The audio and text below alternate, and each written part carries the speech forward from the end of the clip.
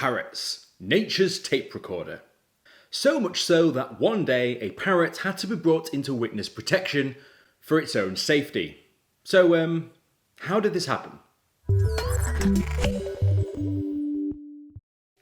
Hello! Welcome to Brainspill, the laziest show on the internet. My name is Tank, and we all know witness protection. Well, not personally, but from the movies, mind you. If a person is threatened or at risk of being harmed, particularly if they have key evidence to provide or a testimonial in the justice system, that person may be held in something called witness protection.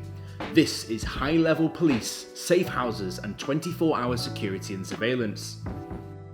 You commonly see this in gang-related violence or high-profile cases where people are at risk of being harmed or oofed because they might be willing to spill the beans and be a snitch.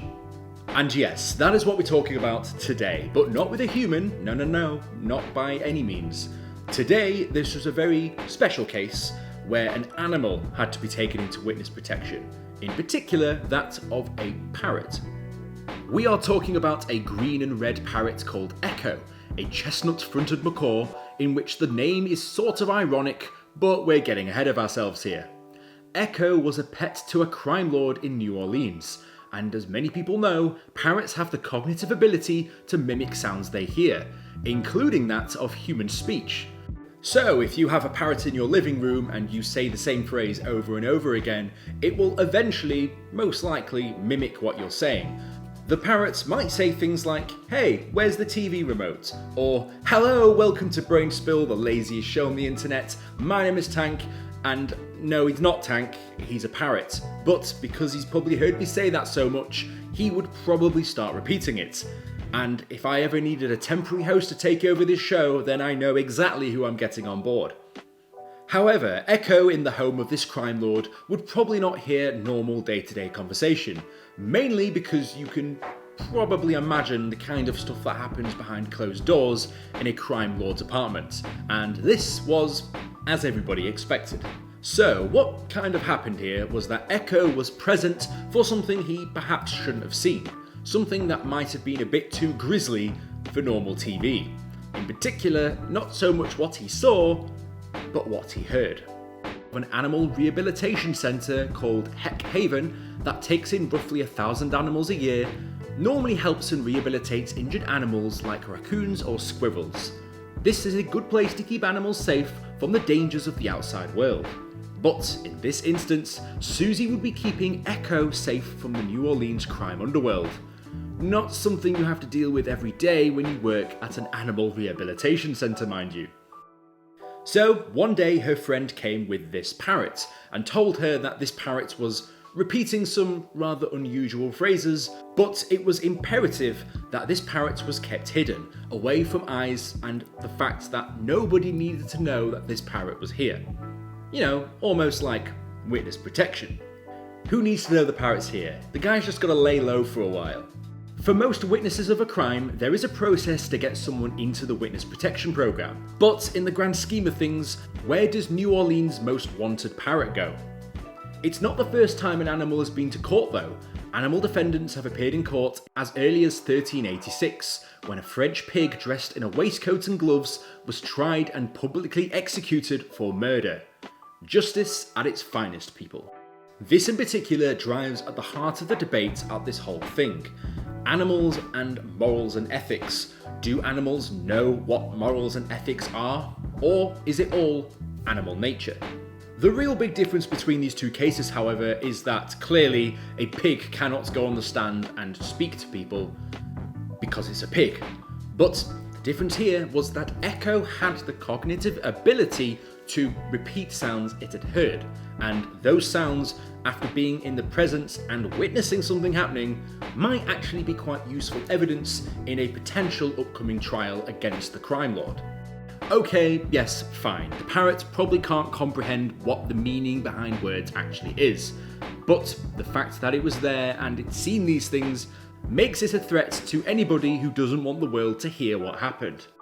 It just so happened that Echo was particularly good at recalling the noises he heard, and it's this which would be brought into question. If a parrot was picking up noises from its surroundings, why would it be mimicking noises and sounds that would indicate something truly terrifying happening in the house? The concerns of Susie were confirmed when one night she heard the sounds of a child loudly crying, then moaning, then a giant thwack. Then, worst of all, kind of maniacal laughter. She would go into the other room only to see that there was none other than Echo there, mimicking the sounds it had heard previously gone by. Could this be why the parrot was in witness protection in the first place? Was the parrot innocently just repeating the sounds it had heard from a crime it had witnessed? It just so happened at the time that the crime lord who was arrested at the apartment was actually being investigated for crimes of abuse against children, and the fact that this parrot was repeating sounds which might indicate something like that had happened, no wonder the parrot was kept under witness protection.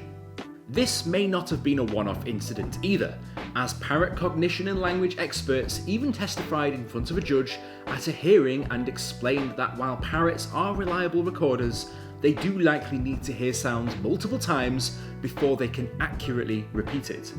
Meaning for these sounds to have been made, it must have happened a number of times before the parrot is able to repeat it with such distinctive audio playback. So, I know what you're thinking, yes, this parrot might be mimicking these sounds it's hearing, but when it's actually going to be used in a court hearing, can a parrot be a witness to a crime? And in particular, how reliable would that parrot witness be? Well, the reality is questionable, with parrots being used previously in trials with differing levels of success. While dogs have been considered a reasonable use of reliable evidence in the past due to their particularly good nose, parrots, whilst they may actually be providing evidence of what's happening, may not be reliable, as it simply raises more questions than answers. How reliable would this truly be in a court case? And how objective would a statement be if it was made reliant on the sounds this parrot was making? Because, yes, you can't hold a parrot to the same standard you can as an actual human being who is giving evidence under sworn testimony. A parrot simply does what a parrot does. Yes, just to demonstrate how ridiculous this actually is, in the video game Phoenix Wright Ace Attorney, you could even cross-examine a parrot on the witness stand. So it just goes to show that this is a concept that has been explored before. And whilst it is quite funny and interesting, if it was actually usable in an actual case against someone, I don't think it would fly. No pun intended. I guess, thinking about it, if the turning piece of evidence was a parrot, then you'd be pretty pissed off if you got locked up for that. So, as to what happened to Echo after this, we don't know. The animal was collected from Susie after about a year of being with her and was moved elsewhere. So we don't actually know what happened to the parrot, but the crime boss, who would later turn out to be Anthony Coralla, the boss of the New Orleans crime mob, would eventually be convicted. As to if Echo had anything to do with it, well, your guess is as good as mine. If you liked the video, be sure to like and subscribe. If you want to be notified as soon as I upload my next video, be sure to hit the bell button. And if you've got any ideas for what topics you'd like me to discuss next, let me know down in the comments below. As always, sources used in the video will be in the description. And yes, I know what you're doing. You're typing in the comments right now saying, how could this be real? This isn't a real story. Well, you know what? You might be right. You might be right. This might not have ever existed, and I might have just got some dud information. But I'm not going to spend the next 30 years of my life figuring out where this parrot is now. And if you want to, then be my guest. However, something you should know is that these sorts of parrots can live upwards of 50 years of age, meaning that Echo, provided nothing happened to him, is likely still alive today. So if you want to track down Echo, then there you go. I'll see you guys in the next video. Fantastic.